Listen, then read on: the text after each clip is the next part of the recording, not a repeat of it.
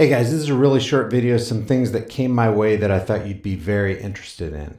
This is from the Twitter account of CJ Pearson. This guy nails this topic articulately and succinctly. Take a listen. Hi guys, I'm CJ Pearson, and this past weekend a young black girl named Mackenzie Adams was forced into suicide after being bullied by her black peers for having a friendship with a white classmate. She was often told to kill herself because of this friendship and being accused of thinking that she was white because the family of this white classmate would oftentimes bring Mackenzie to school. Guys, if this story doesn't tell you how far gone society is, then I really don't know what will. We live in a time in which the people who complain the most about racism are the people who practice it the most. Because I'm sorry to break it to many of you, but you can't claim to hate racism if you also hate white people. Because last time I checked, being white is also being a member of a race. And hating anyone for the basis of the color of their skin is the literal definition of racism. Guys, you can't hate racism and also be a racist. It just does not work out at all. It is 2018, and the fact that the color of one's skin still defines someone in this day and age is literally absurd and appalling. And the fact that racism is now shifted and is now being weaponized against white people is also absurd and disgusting. And also, one more point, Martin Luther King did not die for this. Last time I checked, his vision was for us to see each other for the content of one's character and not the color of one's skin.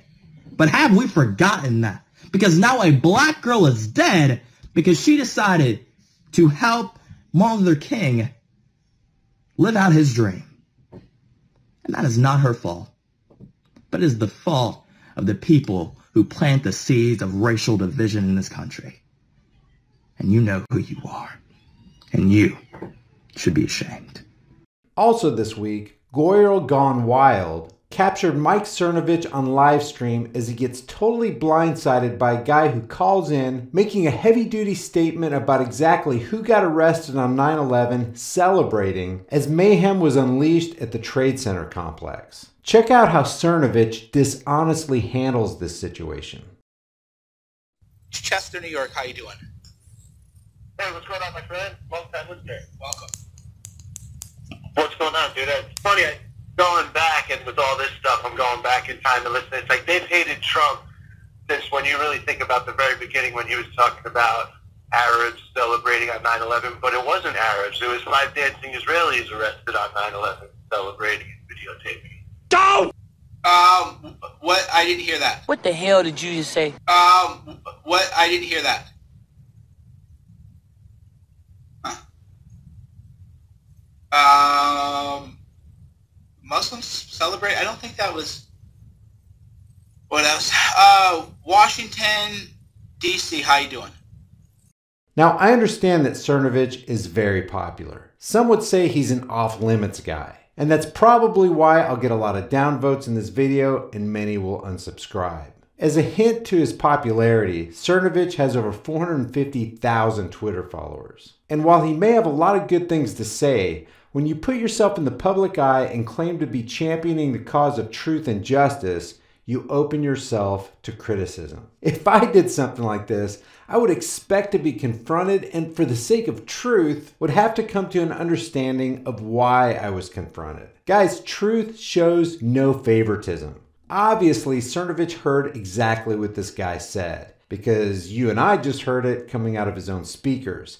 But he acted like he didn't hear it, and then he ended the call. He was being deceptive and dishonest. Why? Because that's typically what people do when they aren't comfortable dealing with the topic that might go against their own interests. So for the sake of truth, maybe we should tweet at Cernovich, give him this video, and ask him to address this guy's comment. Also, ask him why he lied. And if he lied about this, is there anything else he's lying about? Is there any other truth he's trying to suppress? Because you know as well as I do, in life, when somebody lies about something, there's rarely just one lie. What the guy on the other line mentioned was a very well-known, well-publicized, well-documented event at the time that ended up being suppressed. This is the first part of James Corbett's well-researched video entitled 9/11 Suspects. The dancing, I'm not going to say that word because web crawlers red flag you when you say it for some reason.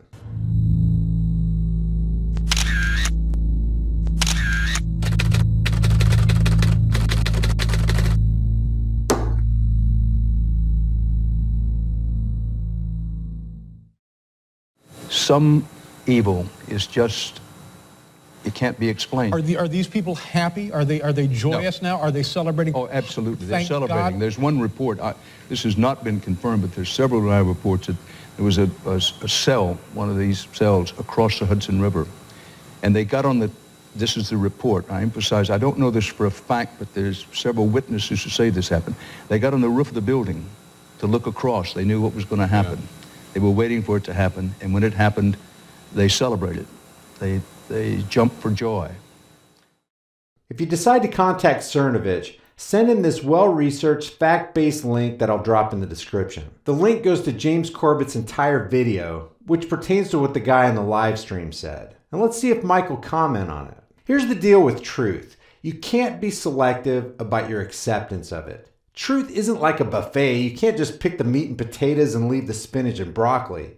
It's all or nothing with truth. Either you love truth, that's all the truth, or you don't. Either you want to deal with the facts or you don't. Either you're honest with the public or you're not. Enough of this cognitive dissonance empowered membership to this cult of personality where the cult member's attitude is, how dare you question my truth star? We're all subject to the same truths we all talk about. If I propagate falsehood or deny or deflect the truth when it's presented to me, if I or anybody else promotes an agenda over truth, we should be criticized and taken to task for the sake of nothing other than to get to the bottom of the truth. Truth is the first casualty in any war. And when truth goes down, manipulation happens, societies erode, wars ensue, tyrants rise, and oppression and death begins. Like it or not, that's the battle we're in, and this is how important it is. I'm going to tweet Cernovich after I upload this video. It'll be interesting to see if he responds to a couple thousand people with the same question. Just send him the link to this video, ask him why he lied about not hearing the guy, and request that he respond to James Corbett's report on this. That link will be easy to find because it's at the very top of the description and in the pinned comment. One last thing to remember. If you want to find out who controls you, discover who you're not allowed to criticize.